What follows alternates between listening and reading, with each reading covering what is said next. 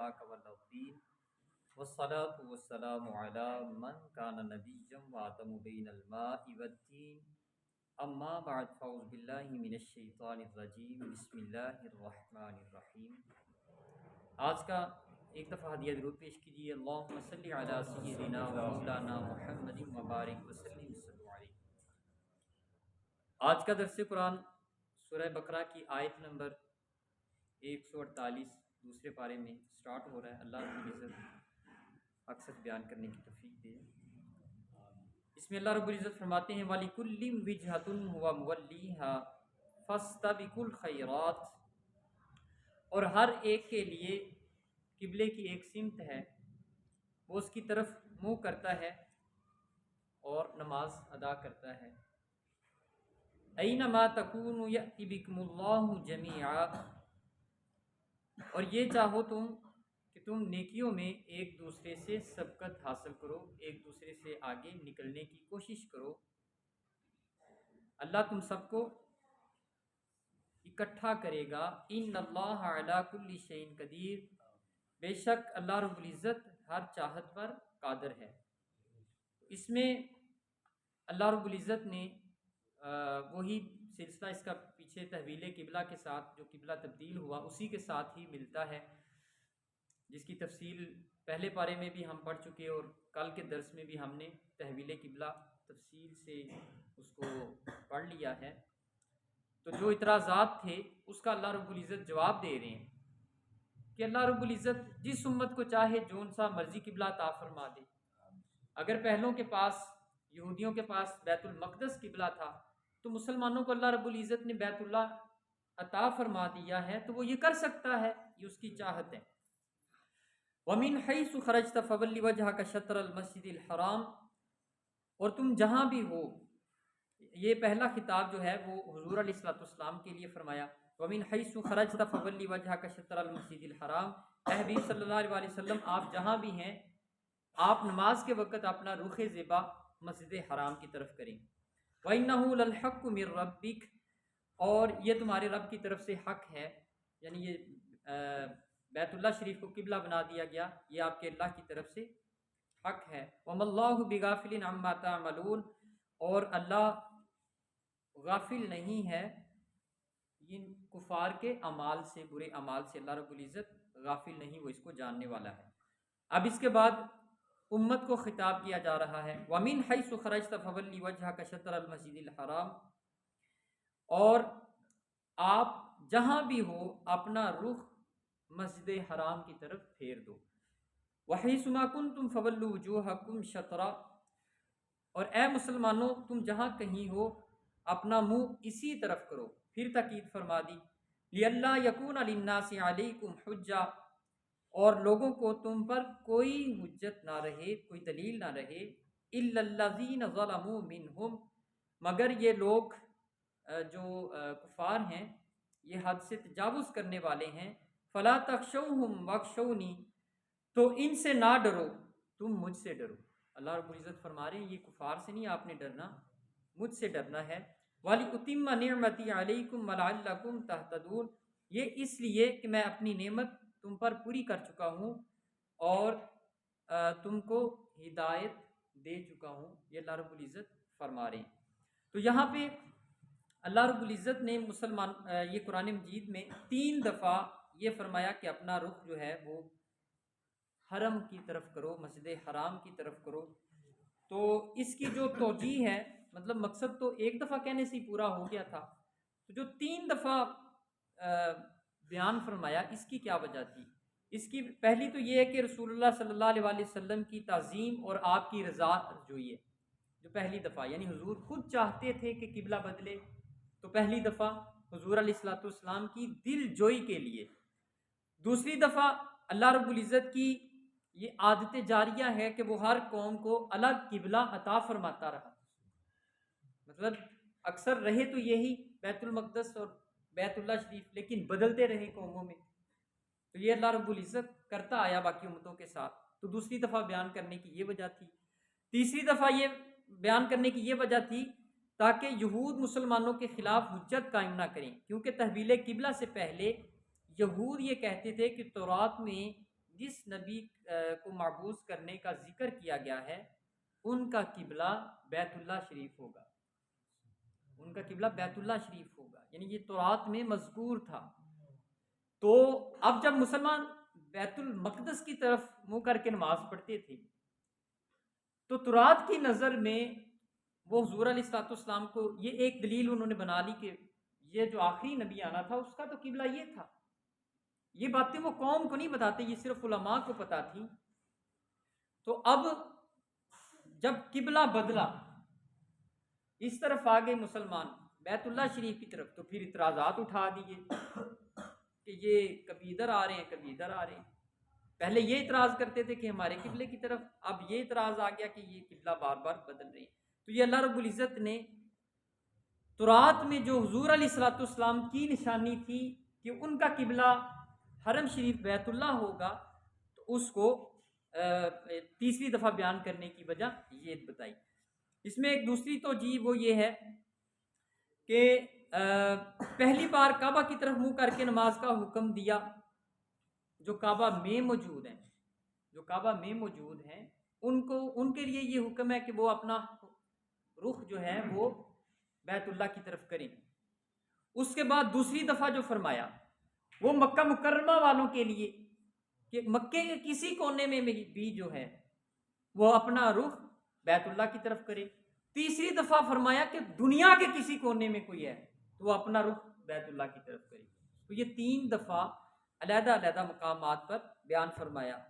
اس کے بعد اللہ رب العزت فرماتے ہیں کما ارسلنا فیکم رسولا منکم یتلو علیکم آیاتنا ویزکیکم ویعلمکم الکتاب والحکمہ ویعلمکم ما لم تکونوا تعلمون، جیسا ہم نے تم میں آپ لوگوں میں ایک رسول بھیجا ہے، یتلو علیکم آیاتنا، جو آپ کو میری آیتیں پڑھ کر سناتا ہے، ویزکیکم، اور تمہارا تزکیہ فرماتا ہے، ویعلمکم الکتاب، اور تمہیں کتاب کا پختہ علم سکھاتا ہے، وَيُعَلِّمُكُم مَّا لَمْ تَكُونُوا تَعْلَمُونَ، اور تمہیں وہ سکھاتا ہے جو تم نہیں جانتے تھے، تمہیں وہ سکھاتا ہے جو تم نہیں جاننے والے تھے۔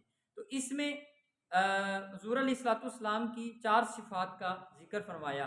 پہلے نمبر پر تو یہ کہ وہ آیتیں سناتے ہیں، وہ آیتیں سناتے ہیں۔ دوسرا فرمایا وَيُزَكِّيكُمْ، وہ تزکیہ فرماتے ہیں۔ تیسرا فرمایا آیتیں سکھاتے ہیں، یعنی سناتے ہیں اور آیتیں سکھاتے ہیں۔ اس کے بعد فرمایا اور حکمت سکھاتے ہیں، اور پھر فرمایا وہ تمہیں بتاتے ہیں جو تم جاننے والے نہیں تھے۔ تو آیتیں سنانا یہ بھی سمجھ میں آ گیا۔ تزکیہ کے اوپر بھی ہم نے گفتگو کر لی کہ تزکیہ کسے کہتے ہیں، یعنی نفس کو قابو میں رکھنا۔ تو اس کی میں نے مثال عرض کی تھی 2-3 دن پہلے کہ جیسے نشے کی عادت تھی لوگوں کو، تو نشہ یہ نفس پہ قابو نہیں ہوتا جو نشہ کرنے والے لوگ ہوتے ہیں، لیکن حضور نبی رحمت صلی اللہ علیہ وسلم نے جب ان کو نشہ چھڑوایا تو آپ نے کیا حکمت اپنائی، انہوں نے صحابہ کرام نے اپنے نفس پہ کیسے قابو پایا۔ تو یہ بھی ہم پڑھ چکے۔ وَيُعَلِّمُكُمُ الْكِتَاب، اور کتاب سکھاتے ہیں، یعنی آیتیں سکھاتے ہیں۔ اس سے مراد آیتوں پر عمل کرواتے ہیں، عمل کرواتے ہیں۔ یعنی جب کہا کہ یہ انما الخمر والمیسر، یہ شراب شیطانی عمل ہے، یہ تو سنا دیا، یہاں تک تو سنانا کہ شراب پینا شیطانی عمل ہے۔ تو اب صحابہ کرام نے جو گڑے اٹھا کر گلیوں میں پھینکے، یہ تھا آیت کو سکھایا ہوا کہ اس پہ عمل کرنا ہے۔ یعنی سکھانے سے مراد یہ ہے کہ جو تلاوت کیا جا رہا ہے، تمہیں سنایا جا رہا ہے، اس کے اوپر جا کے عمل بھی کرنا ہے، تو یہ سکھانا تھا۔ اور حکمت ہے، اب حکمت کی ایک مثال دے دیتا ہوں کہ جو مصارف زکوٰۃ ہیں، جن کو زکوٰۃ ہم دے سکتے ہیں، وہ کون لوگ ہیں؟ انما الصدقات للفقراء والمساکین والعاملین والمؤلفات قلوب، وہ فقراء ہیں، مساکین ہیں، غرباء ہیں۔ مؤلفات قلوب اس میں آ رہا ہے تلیف قلب کے لیے، دل نرم کرنے کے لیے زکوٰۃ دی جا سکتی ہے۔ اب کفار جو سخت تھے، جہاں پہ مسلمان بطور اقلیت رہ رہے تھے، اور ان کو یہ کہا گیا کہ مسلمان زکوٰۃ کا پیسہ کافروں کو دیں تاکہ یہ سختی میں کمی لے کر آئیں، مسلمانوں پر شدت نہ کریں، تو ان کو زکوٰۃ دینا شروع کر دی۔ اب جب مسلمانوں کا عروج آیا، جب مسلمانوں کو اللہ رب العزت نے غلبہ دیا، تو آیت کا یہ والا حصہ منسوخ العمل ہو گیا، منسوخ التلاوت نہیں ہوا، منسوخ العمل۔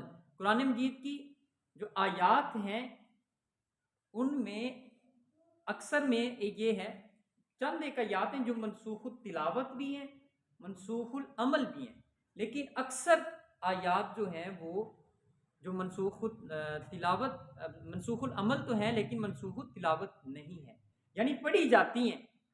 منسوخ التلاوت مطلب نہیں، اس کا مطلب ہے کہ پڑھا جاتا ہے، منسوخ العمل ان پہ عمل نہیں کیا جاتا۔ تو اب جہاں پہ مسلمان عروج پہ ہیں وہاں پہ کافر کو زکوٰۃ دینا جائز نہیں، یعنی کہ پاکستان میں کوئی یہ کہے کہ میں عیسائی کو زکوٰۃ دے دوں تو یہ جائز نہیں، وہ مصارف زکوٰۃ سے نکل گیا۔ یہ حکم تب کے لیے تھا، یہ حکمت تھا، اسے حضور علیہ الصلوۃ والسلام کی حکمت کہا گیا کہ یہ حکمت اپنائی کہ مسلمان جو ابھی سطحی تھے، مغلوب تھے، تو ان کو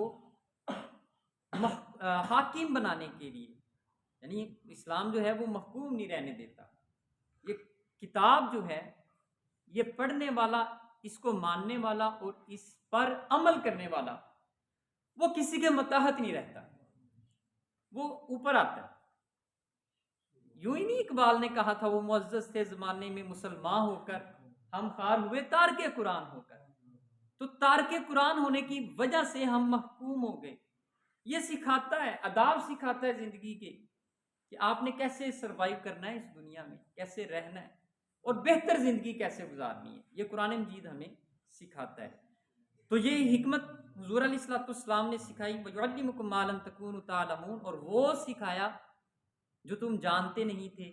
حضور علیہ الصلوۃ والسلام، یہ حدیث پاک ہے، آپ نے فجر کی نماز پڑھی اور بیٹھ گئے، چند صحابہ کرام بھی مسجد میں موجود تھے، پھر آپ نے اشراق کی نماز ادا فرمائی اور بیٹھ گئے، اس کے بعد چاشت کی نماز ادا فرمائی، بیٹھ گئے اور مسکراتے رہے، پھر ظہر کی نماز پڑھی حضور علیہ الصلوۃ والسلام نے، پھر مسجد میں ہی بیٹھ گئے اور یوں ہی صرف بیٹھے مسکراتے رہے، پھر عصر کی نماز پڑھی، پھر بیٹھ گئے، حتیٰ کہ عشاء کی نماز پڑھی، سارا دن مسجد میں گزارا اور ایک لمحے کے لیے بھی باہر نہیں نکلے۔ تو اب صحابہ کرام میں تو ظاہر تشویش پیدا ہونی تھی کہ یہ ایک حضور علیہ الصلوۃ والسلام کا خلاف توقع عمل آ رہا ہے، یا تو آپ واضح و نصیحت فرماتے ہیں مسجد میں بیٹھ کے، ذکر و اذکار کرتے ہیں، نوافل پڑھتے ہیں، کچھ بھی نہیں، بس یوں ہی بیٹھے ہیں اور مسکرا رہے ہیں۔ تو جب عشاء کے بعد، نماز کے بعد فراغت ہوئی تو صحابی رسول عرض کرتے ہیں کہ یا رسول اللہ صلی اللہ علیہ وآلہ وسلم، آج کا جو آپ کا معمول پاک رہا وہ ذرا ہٹ کے تھا، پہلے تو نہیں ایسا کبھی ہوا، آپ یوں ہی فارغ رہنے والے بھی نہیں، آپ اپنے ایک ایک لمحے کو قیمتی بناتے ہیں۔ تو حضور نبی رحمت صلی اللہ علیہ وآلہ وسلم نے فرمایا کہ جب میں فجر پڑھ کے فارغ ہوا تو اللہ رب العزت نے روز اول سے روز آخرت تک تمام جو کچھ بھی ہوا، جو ہو چکا، جو ہونا تھا، وہ میرے سامنے پیش کر دیا، میں اس کو ملاحظہ کرتا رہا، اور جو قیامت تک ہونا تھا میں اس کو ملاحظہ کیا میں نے، اور جو آخرت کا ہے، روز آخرت ہے، میں نے میدان حشر کو دیکھا۔ اب یہ حضور علیہ الصلوۃ والسلام کا دیکھیے ایک دن کے اندر یہ ملاحظہ فرما لینا، ما کانا وما یکون، جو ہو چکا تھا، جو ہونا تھا، وہ ایک دن میں دیکھا۔ تو یہ اس حضور علیہ الصلوۃ والسلام کے علم کا کیا عالم ہوگا۔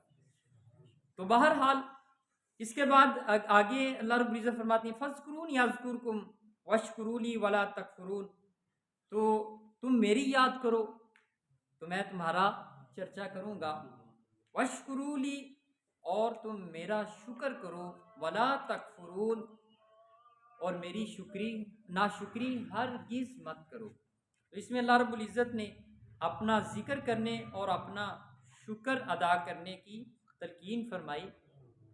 اسی سے ملتی جلتی ایک آیت ہے اس میں اللہ رب العزت فرماتے ہیں ما یفعل اللہ بعذابکم، اللہ کو کیا پڑی ہے کہ تمہیں عذاب دے.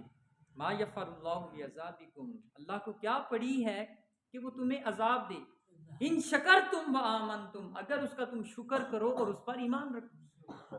تو یہ شکر جو ہے یہ اللہ رب العزت اس کو پسند فرماتے ہیں. اور کوئی بھی ایسا لمحہ نہیں انسان کی زندگی کا جس میں وہ شکر ادا نہیں کر سکتا. کوئی بھی ایسا لمحہ نہیں. اگر انسان اپنے گرد و نواح میں دیکھنا شروع کر دے تو اللہ رب العزت نے ڈھیروں نعمتیں بری ہیں. انسان کی جسم کے اندر ہزاروں نعمتیں بری ہوئی ہیں. صحت کے اعتبار تندرستی کو 1000 نعمت کہا گیا. حکماء کہتے ہیں کہ یہ 1000 نعمت ہے. تو 1000 نعمتیں تو ہم اس وقت ہی لوٹ رہے ہوتے ہیں جب ہم تندرست ہوتے ہیں. سائنسدان کہتے ہیں 5 سیکنڈ کے لیے آکسیجن ختم ہو جائے دنیا سے، آکسیجن ہی ختم ہو جائے نا، 5 سیکنڈ کے لیے آکسیجن کو اٹھا دیا جائے دنیا سے، یہ ساری عمارتیں دھڑام سے گر جائیں کیونکہ ان میں آکسیجن ہوتا ہے.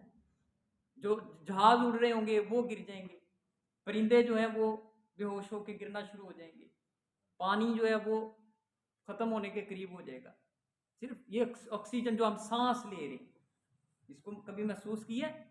کوئی پتہ ہی نہیں دن میں کتنے لیتے ہیں. تو یہ بھی اللہ رب العزت کی نعمت ہے. تو جب ہم سانس لے رہے ہیں اس کا مطلب ہے ایک نعمت سے استفادہ کر رہے ہیں. تو نعمت کے اوپر تو شکر لازم ہے. تو ناشکری کا کوئی موقع بچتا ہے؟